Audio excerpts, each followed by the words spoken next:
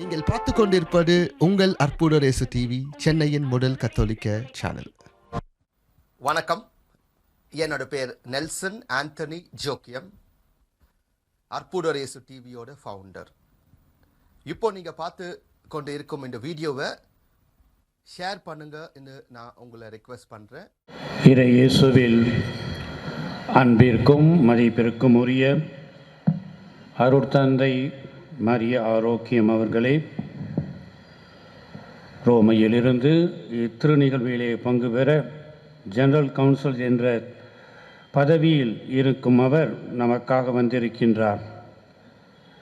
திருச்சி, சென்னை சலேசிய மாநில தலைவர் அவர்களே, சலேசிய குடும்பத்தை சார்ந்த அனைத்து குருக்களே, அருட்சகோதரிகளே,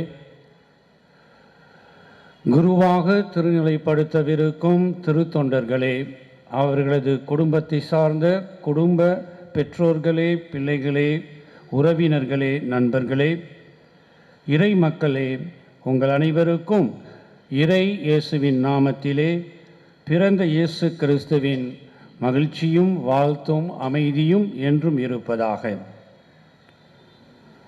குருத்துவ திருப்பொழிவில் பங்கேற்று இத்திருத்தொண்டர்களுக்காக ஜெபிக்க வந்திருக்கும் நாம் அனைவரும் மகிழ்ச்சியின் மக்களாக, நம்பிக்கையின் சின்னங்களாக இருந்து இந்த புதிய குருக்களுக்காக மன்றாட திருச்சபை உங்களை இன்று அழைக்கின்றது. ஆயர் என்ற முறையிலே இந்த நிகழ்விலே, சலேசிய குடும்ப நிகழ்விலே பங்கு பெறுவது 9வது முறை. 9 முறை நான் என்னுடைய மறைவுரையை ஆற்றிய காரணத்தால் இந்த முறை எத்தகைய மறைவுரையை ஆற்றலாம் என்ற எண்ணம் என்னுடைய உள்ளத்திலே எழுந்த பொழுது, கடந்த மார்ச் மாதம் 25ஆம் தேதி திருத்தந்தை பிரான்சிஸ் அவர்கள் கிறிஸ்து வாழ்கின்றார், கிறிஸ்துஸ் வீவித் என்ற தலைப்பில் இளைஞர்களை குறித்து திருத்தூதுவ ஊக்க உரையை வெளியிட்டதை அடிப்படையாக கொண்டு இந்த திருத்தொண்டர்களுக்கும் இங்கு கூடியிருக்கும் அனைவருக்கும் குருத்துவ வாழ்க்கையின் அவசியத்தையும் அதன் மகத்துவத்தையும் நான் எடுத்துக்கூற இந்த மறைவுரையில் விரும்புகின்றேன். அன்பார்ந்த திருத்தொண்டர்களே, தமிழக திரு அவை இளைஞர்களின் ஆண்டை எதிர்நோக்கியிருக்கும் இவ்வேளையில் சலேசிய குருக்களாக நீங்கள் திருநிலைப்படுத்தப்படுவது உண்மையிலே இறை அருளாக இருக்கின்றது. எனவே இன்றைய குருத்துவ அருட்பொழிவு திருப்பலியிலே கிறிஸ்துஸ் வீவித், கிறிஸ்துஸ் வாழ்கின்றார் என்ற திருத்தந்தையின் ஊக்க உருவையின் பார்வையில் குருத்துவத்தை பற்றி சில கருத்துக்களை உங்களுடன் பகிர்ந்து கொள்ள நான் விரும்புகின்றேன். என்னுடைய சிந்தனைக்கு வருகின்ற கருத்துக்களை 3ஆக உங்களுக்கு அளித்து, அதன் மூலமாக நாம் அனைவரும் எவ்வாறு கிறிஸ்துவின் சீடர்களாக இளைஞர்களுக்கு பணியாற்ற முடியும் என்பதையும் உணர்ந்து கொள்ள இத்தருணம் நமக்கு ஒரு வாய்ப்பினை தருகின்றது. முதல் கருத்தாக உங்களிடம் நான் கூறிக்கொள்ள விரும்புவது என்னவென்றால், நம்முடைய திருத்தந்தை இளைஞர்களை பார்த்து கூறுகின்றார், you are the now of God. நீங்கள் இளைஞர்களே இறைவனின் இன்றைய பிரசன்னம் என்று. One of the major affirmation of the Holy Father in the exhortation is the positive evaluation of the youth as the now of God. Dear young deacons, I cannot think of a better description for the priestly life to which you are going to consecrate yourself today. This vocation to be the now of God, which is given as a baptismal grace to the youth, is given to you today as a ministerial grace of a different order. The sacramental of ordained priesthood. Yes, you are ordained to be the now of God. நீங்கள் குருக்களாக நிறைவேற்ற இருக்கும் அருட்சாதன கொண்டாட்டங்களில் இறைவனின் அருளை மக்களுக்கு பெற்றுதரும் இன்றைய இறை பிரசன்னமாக மாற அழைக்கப்படுகின்றீர்கள். உங்கள் மறை உரைகளிலே இறை வார்த்தையை இன்றைய கால சூழலுக்கு ஏற்றவாறு மக்களுக்கு பிட்டு கொடுக்கும் பொழுது இறைவனின் இன்றைய பிம்பங்களாக திகழ்கின்றீர்கள். Every time you intercede on behalf of the people of God in your daily prayers, your daily breviary, rosary and Eucharistic adoration and personal prayers, you are all effectively becoming the now of God to the church and to the whole world. In your every interaction with children, youth, young couples, families, the elderly, religious men and women, people of other religions and culture, other churches, the poor, marginalized, lonely, sick and the needy, every time you interact with each of them, you are a powerful sign of the now of God. ஆம் அன்பார்ந்த திருத்தொண்டர்களே, இன்றைய இறை பிரசன்னத்தின் கருவிகள் நீங்கள், இறை வல்லமையின் சாட்சிகள் நீங்கள்.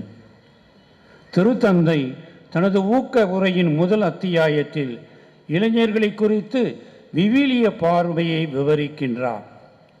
இதில் அவர் குறிப்பிடும் விவிலிய இளைஞர்களில் ஒருவர் கிரியோன்.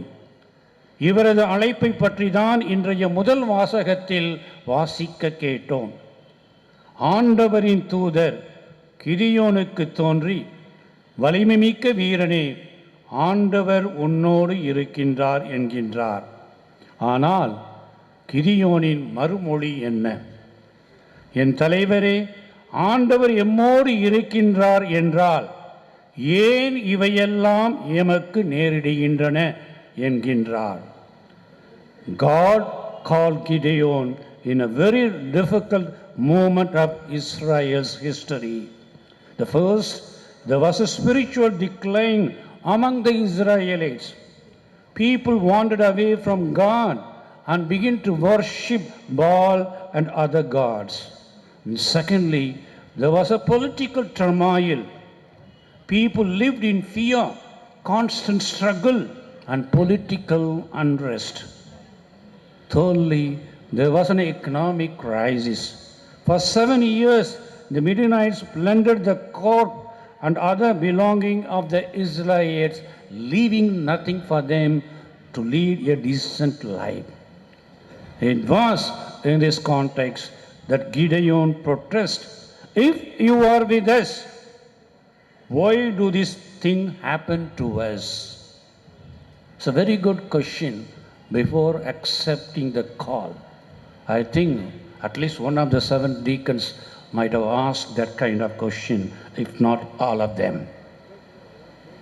கிதியோனின் காலத்தில் நிலவிய ஆன்மீக பொருளாதார சவால்களின் மத்தியில் இறை பிரசன்னம் இருக்கின்றதா என்ற நியாயமான கேள்வி கிதியோனுக்கு எழுகின்றது.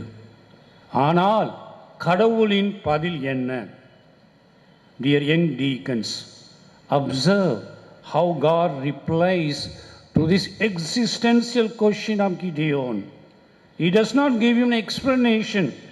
He does not enter into a debate. What does God do? He only gives the order. Go in this might of yours and deliver Israel. Dear deacons, what does this mean to me and mean to you? Very simple. God knows the pain of his people, the spiritual, political and economic troubles that they are going through. And that is why he is sending Gideon to his people as a sign of God, as the now of God. You are sent to be the sign of God's presence, love and power to his people. அன்புக்குரிய திருத்தொண்டர்களே, இன்று நீங்கள் திருப்பொழிவு பெறுகின்ற இந்த காலம் கிதியோனின் காலத்தை ஒத்திருப்பது உண்மைதான். இன்று நம் சமூகத்தில் நிலவும் நிலைமை என்ன? ஆன்மீக மதிப்பீடுகளின் சரிவு, பொருட்களையும் சுயத்தையும் தெய்வங்களாக்கும் போக்கு, இந்திய அரசியல் அமைப்பு சட்டத்திற்கு எதிரான, இந்திய இறையாண்மைக்கு எதிரான, மதசார்பற்ற தன்மைக்கு எதிரான பிரிவினை அரசியல் நடந்து கொண்டிருக்கின்றது. அதை பற்றி நான் பேச வேண்டிய அவசியம் கிடையாது. பொருளாதார சரிவு, ஏழ்மை, வேலை வாய்ப்பின்மை, கல்வி தரம் சாய்வு, இயற்கை வளங்கள் அழிவு, பொருளாதார வளங்கள் சரியாக பகிரப்படாத அவல நிலை. இந்த சவால்களின் மத்தியில்தான் நீங்கள் இறைவனின் பிரசன்ன அடையாளங்களாக அருள்பொழிவு செய்யப்பட இருக்கின்றீர்கள். கிதியோனுக்கு கொடுக்கப்பட்ட அதே ஆணை இன்று உங்களுக்கும் கொடுக்கப்படுகின்றது. உன்னுடைய இதே ஆற்றலுடன் செல்வாய், இஸ்ராயேலை நீ விடுவிப்பாய். உன்னை அனுப்புவது நான் அல்லவா? உன்னை அனுப்புவது நான் அல்லவா? Dear deacons, do you know what the Holy Father mentioned the name of a Salesian seminarian in the document Christus Vivit? தெரியும் நினைக்கிறேன், சலேஷன் தெரிஞ்சிருக்குன்னு நினைக்கிறேன். தெரியாட்டினா நீங்கள் எடுத்து படிச்சு பாருங்கள்.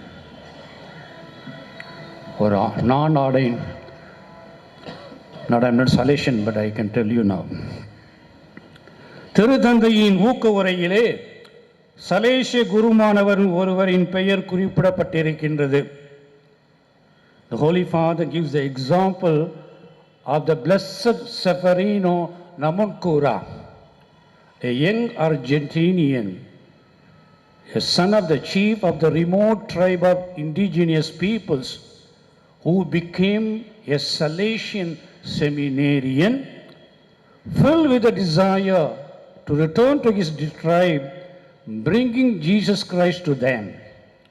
And this seminarian and this Salesian became the love of God to his people. You, dear deacons, are called to become saints of God's, now to your church, to your mission place, to your children and youth, and to your fellow Salesians and to the people of God. The Holy Father shows you new opportunities to be God's now. Read the signs of the times, engage with the Spirit, explore new fields of mission, immigrants, digital space, media, counseling, etc. The Holy Father advises you in number 178 of the Apostolic Exhortation. I quote, "Young friends, don't wait until tomorrow to contribute your energy, your capacity and your creativity to changing our world. Your youth is not on a in-between time. You are the now of God, and He wants you to bear fruit right now, starting from this occasion." Unquote. நீங்கள் கனி தரவும் நீங்கள் தரும் கனி நிலைத்திருக்கவும் உங்களை ஏற்படுத்துகிறேன் என்கிறார் ஆண்டவர். இரண்டாவது சிந்தனை, 2 dangers of priestly life. குருத்துவ வாழ்வின் 2 முக்கிய சவால்கள். திருத்தந்தை அவர்கள் தன்னுடைய ஊக்க உரையிலே இன்றைய காலகட்டத்தில் குருத்துவ வாழ்வு சந்திக்கும் 2 முக்கியமான ஆபத்துக்களை எடுத்து கூறுகின்றார். முதலாவதாக, the danger of clericalism. Number 98 of the exhortation defines clericalism as a constant temptation on the part of the priests who see the ministry they have received as a power to be exercised rather than a free and generous service to be offered. It makes us think that we belong to a group that has all the answers and no longer needs to listen as anything to learn. Many of us, we think like that after the ordination, whether we like it or not. Doubtless, such clericalism can make consecrated person lose respect for the sacred and inalienable worth of each person and of his or her freedom. மறைப்பணியை சேவைக்குரிய வாய்ப்பாக கருதாமல் தங்களையே இறை மக்களிடமிருந்து அந்நியப்படுத்திக் கொள்ளும் பாங்கு இன்று குருத்துவத்திற்கு பெரும் சவாலாக இருக்கின்றது. எல்லா குருக்களுக்கும், உங்களுக்கு மட்டும் கிடையாது. Each and every priest, whether diocesan or religious, we have the same problem. Everywhere we have to face it. அன்பார்ந்த திருத்தொண்டர்களை, இந்த சவாலை சந்திக்க திருத்தந்தை காட்டும் வழி என்ன? உங்கள் வேர்களை மறக்காதீர்கள்.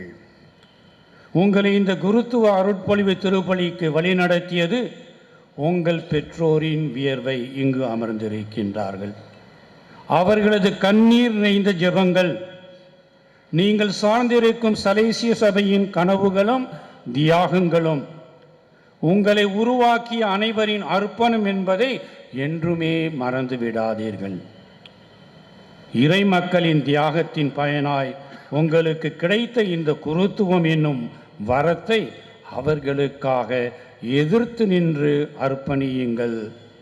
இந்த வகையான ஆபத்துகளுக்கு இடம் கொடுக்காமல். The abuse of conscience, sexual and financial abuse, clearly the ways of exercising authority that make all this possible have to be eradicated. And the irresponsibility and lack of transparency with which so many cases have been handled have to be challenged today. The desire to dominate, lack of dialogue and transparency, forms of double life, spiritual emptiness, as well as psychological weaknesses are the terrain on which corruption thrives even in priesthood. Unquote. இன்றைய இரண்டாம் வாசகத்தில் பவுலடியார் கூறுகின்றார், தமது சொந்த இரத்தத்தால் தமதாக்கிக் கொண்ட கடவுளின் திருச்சபையை மேய்ப்பதற்கு தூய ஆவி உங்களை கண்காணிப்பாளராக ஏற்படுத்தியுள்ளதால் உங்களையும் மந்தை முழுவதையும் கவனத்துடன் காத்து கொள்ளுங்கள். அருமையான அறிவுரை. அதோடு மட்டுமல்லாமல் தனது மறைப்பணியில் இறையாற்றல் வெளிப்பட வழிகளை அருமையாகவும் அவர் எடுத்து காட்டுகின்றார். இது நமக்கு ஒரு முன் உதாரணமாக இருக்கின்றது. மூன்றாவது சிந்தனை மிகவும் முக்கியமானது. The spirituality of sensitivity. உணர்திறனின் ஆன்மீகம். தமிழில் புரியல எனக்கு. உணர்திறனின் ஆன்மீகம். அந்த ஆங்கிலத்தில் கிளியராக இருக்கு. The spirituality of sensitivity. Dear friends, Christus Vivit also indicates a wonderful way to help us in our struggle against the two great danger of clericalism and culture of abuse. The Holy Father in his exhortation provides priests, religious and laity who are called to accompany the youth in church youth ministry with a wonderful and helpful tool, the spirituality of sensitivity.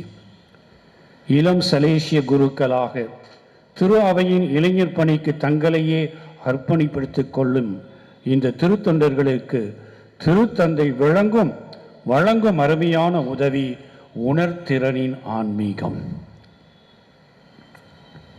The Holy Father repeatedly insists in the exhortation the church needs to listen to the youth today, and in order to listen to them effectively, we need a spirituality of sensitivity that involves three aspects.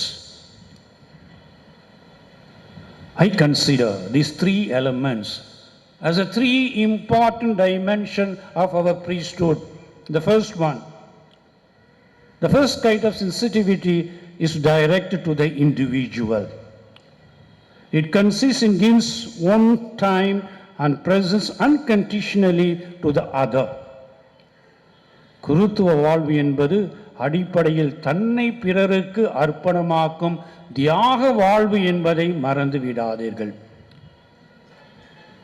உங்கள் நேரம், உங்கள் திறமைகள், உங்கள் பணித்தலங்கள், உங்கள் உறவுகள், உங்கள் உடல் இனி எதுவுமே உங்களுக்கு உரியன அல்ல. இவை அனைத்தும் இறைவனுக்கும் அவரது திரு அவைக்கும் உடைமை மாற்றம் செய்யப்படும் திரு நிகழ்வுதான் குருத்துவ அருட்பொழிவு. இரண்டாவதாக, the second kind of sensitivity is marked by discernment.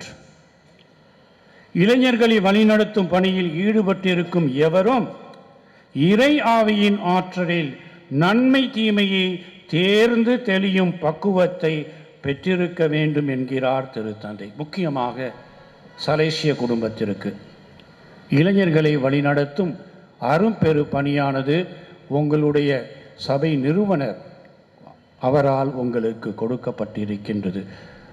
So the discernment is very much necessary in your ministry. Dear deacons, this is also imperative in your priestly life.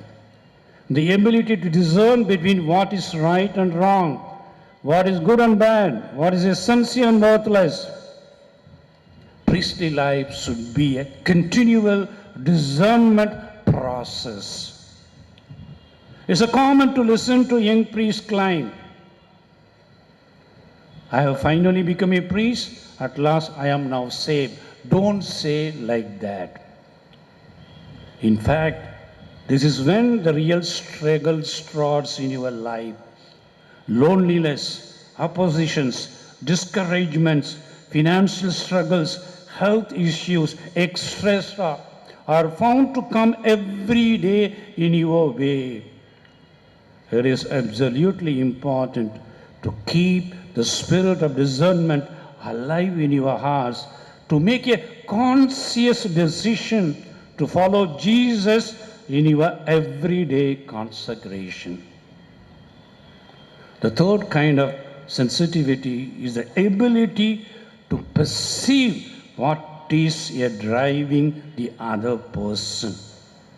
The Holy Father insists that our accompanying the youth should ultimately be based on the church salvific mission. குருக்களாகிய நீங்கள் சமூக சேவர்கள் அல்ல.